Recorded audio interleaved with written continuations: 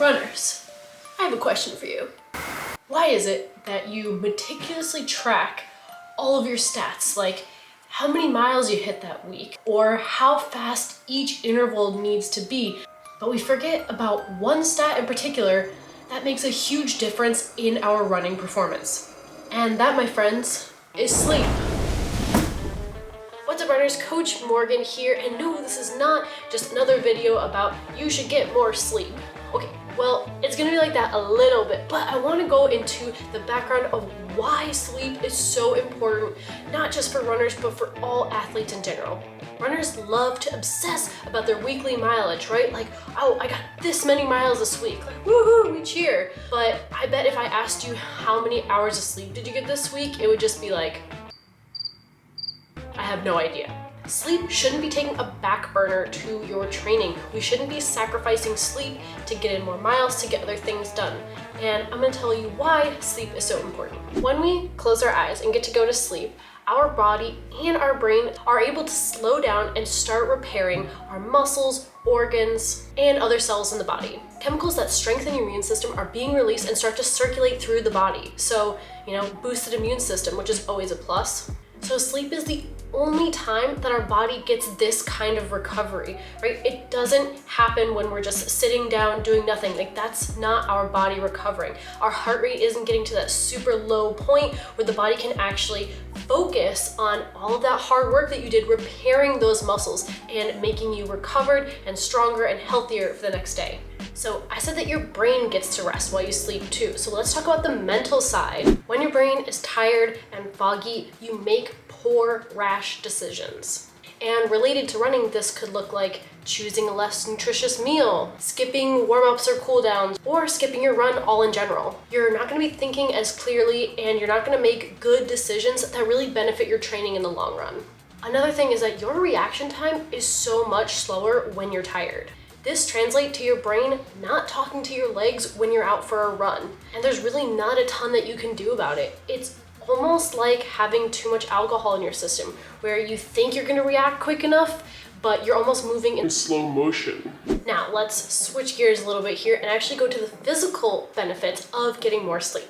Levels of growth hormone go up, which means those muscles that you worked really hard are actually getting repaired. And levels of cortisol in your system are going down. Cortisol is directly linked to stress. So if you're cutting your sleep short, you're gonna wake up with not fully repaired muscles and you're gonna be stressed.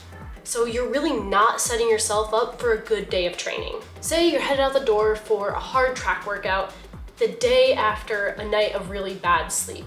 Well, you're probably not going to hit those splits that you need to on the track, and you're gonna feel more stressed about it because you're like, why aren't I getting better? Why can't I just push that extra bit today and get faster? Well, we need to remember that any training plan that was set up for you to hit those times are assuming that you've gotten enough sleep, you've fed and watered yourself properly, so that your body is prepared to work hard. But Coach Morgan, I always hear that people need to get 8 hours of sleep. And I get like between 7 and 8 hours, so isn't that enough? Wrong. That 8 hours of sleep, that suggested number that is thrown out there, that is for the general public. We as runners and athletes are not the general public. So that 8 hours really needs to bump up to around that 9, and I know 10 sounds like a crazy number sometimes, but we can work around it. Take it from a cat. They sleep about 20 hours a day. They are definitely not stressing. Here are a few quick rapid fire tips so that you can get a little bit more sleep in. Tip number 1, go to bed earlier. All right, I know that sounds like the stupidest thing you've ever heard. Obviously, if I want to get more sleep, I would go to bed earlier. If I could go to bed earlier, I would. No, I literally just mean get into your bed a little bit earlier.